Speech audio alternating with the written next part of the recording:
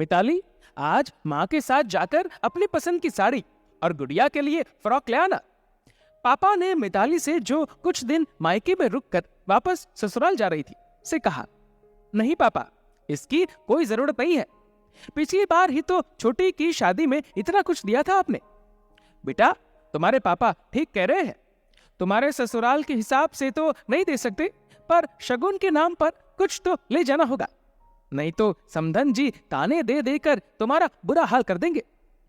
मिताली की मां सुधा जी ने कहा। ना चाहते हुए भी मिताली ने अपने लिए एक साड़ी और अपनी 2 साल की बेटी के लिए 2 फ्रॉक ले ली। दूसरे दिन मिताली के पति आशीष उसे लेने आए। जाते समय मां ने उनके हाथ में शगुन का लिफाफा दिया, तो आशीष जी ने हाथ जोड़कर लेने से मना कर दिया कि आप सबका आशीर्वाद ही काफी है। मिताली निम्न मध्यम वर्गीय परिवार की बेटी थी। उसके पिता शिक्षक और मां गृहिणी थी। मिताली की एक छोटी बहन थी जिसकी पिछले साल ही शादी हुई थी, और भाई 12वीं क्लास में पढ़ता था। आशीष ने दोस्त के विवाह समारोह में मिताली को देखा तो देखता ही रह गया। पहली ही नजर में दिल दे बैठा। शायद पिछले जन्म का कोई नाता होगा। उसने दिल की बात अपने माता पिता को बताई और मिताली के साथ शादी करने की इच्छा जताई। आशीष वैसे तो एक संपन्न परिवार का छोटा बेटा था, पर उसके माता पिता पैसों के लालची और दिल के एक नंबर के गरीब थे। उन्होंने अपने बड़े बेटे की शादी रचना से, जिसमें एक भी गुण नहीं थे, सिर्फ इसलिए करवाई कि रचना अमीर घर की इकलौती बेटी थी। बेटे की खुशी के आगे माता पिता को झुकना पड़ा और आशीष की शादी मिताली से हो गई। मिताली के माता पिता ने अपनी हैसियत से बढ़कर शादी में खर्च किया, ये जानते हुए भी कि उनके ऊपर 2 बच्चों की जिम्मेदारी और है। तब से लेकर अब तक सास और जेठानी मायके की गरीबी का ताना देने का एक भी मौका नहीं छोड़ती। जैसे ही आशीष और मिताली बेटी संग घर पहुंचे तो सास पूछ बैठी, तुम्हारे माँ पापा ने क्या दिया? मिताली ने कुछ मिठाई के डिब्बे और नमकीन बैग में से निकाले। कपड़े वगैरह नहीं दिए? जी दिए है ना, मुझे एक साड़ी, गुड़िया को 2 फ्रॉक। आशीष को कुछ नहीं दिया। मुझे शगुन का लिफाफा दिया था जो मैंने लेने से इनकार कर दिया।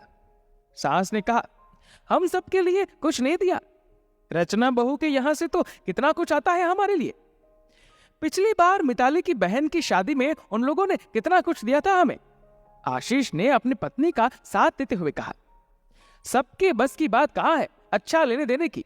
जेठानी ने जले पर नमक छिटका। मिताली रुआसी होकर कमरे में चली गई। यह आज की बात नहीं थी जब सासू मां और जेठानी ने मिताली और उसके मायके वालों की बेइज्जती की हो। मां पापा के दिए संस्कार और घर में कलह ना हो, इसलिए मिताली चुप रह जाती। आशीष कमरे में आकर मिताली से कहता है कि मां, भाभी की बात को दिल से मत लगाना। मैं तुम्हारे पापा की स्थिति अच्छे से जानता हूं। 2 बेटियों के विवाह के बाद पूरी तरह से कर्ज में डूब चुके हैं और बेटे की पढ़ाई भी अभी बाकी है। तुम ऐसा करना, अगली बार जब भी मायके जाओ, मुझसे ही पैसे लेकर यहां सबके लिए उपहार ले आना और सबसे कहना तुम्हारे मम्मी पापा ने दिए हैं। आशीष, आपका बहुत बहुत धन्यवाद जो आपने मेरे और मेरे मायके की स्थिति समझी, पर मैं ऐसा नहीं करूंगी। रिश्तों में ऐसा लेन देन मुझे समझ नहीं आता। किसी खास त्योहार या प्रसंग में लेन देन समझ आता है, पर बहू जब भी मायके जाए तब ससुराल में सबके लिए मायके से उपहार लाना जरूरी हो, ये समझ नहीं आता। मिताली की सास अमीर घर की बेटी बड़ी बहू को सर पर चढ़ाए रखती थी, क्योंकि वह जब भी मायके जाती भर भर कर सामान लाती और छोटी बहू मिताली की छोटी सी गलती पर भी उसे शर्मिंदा कर देती।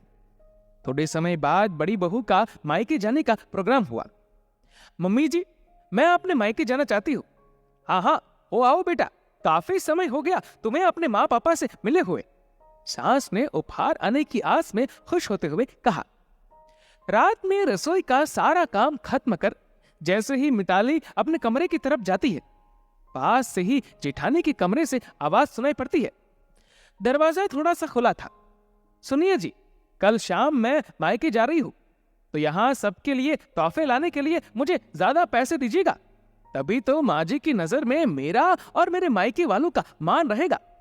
हाँ ठीक है, दे दूंगा। पिछले 2 सालों से तुम्हारे पापा का बिजनेस घाटे में चल रहा है, बहुत मुश्किल से घर चल रहा है। तुम 2 सालों से मुझसे ही पैसे लेकर मायके में यहाँ सबके लिए तोहफे लेती हो और यहाँ कहती हो कि तुम्हारे माँ पापा ने भिजवाए हैं, जिससे तुम्हारा मान ससुराल में बना रहे। मिताली ने ये सब सुन लिया। सुबह मिताली की बचपन की सहेली का फोन आता है।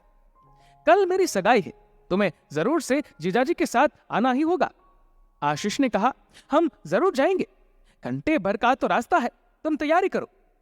सहेली की सगाई में जा रही हो, पिछली बार की तरह खाली हाथ मत जाना, सास ने जोर देते हुए कहा। अब तो मिताली के सब्र का बांध टूट रहा था। ना चाहते हुए भी मिताली को कहना पड़ा, मम्मी जी, मैंने आपको हमेशा प्यार, सम्मान, आदर दिया है, हमेशा आपको खुश रखने के काफी जतन करती रही। मम्मी जी, मैं जबरदस्ती के कोई उपहार नहीं लाने वाली। मेरे पिता की परिस्थिति ऐसी नहीं है कि वह हर बार उपहार भिजवाए। इस बार तो मैं अपने लिए भी कोई उपहार नहीं लूंगी।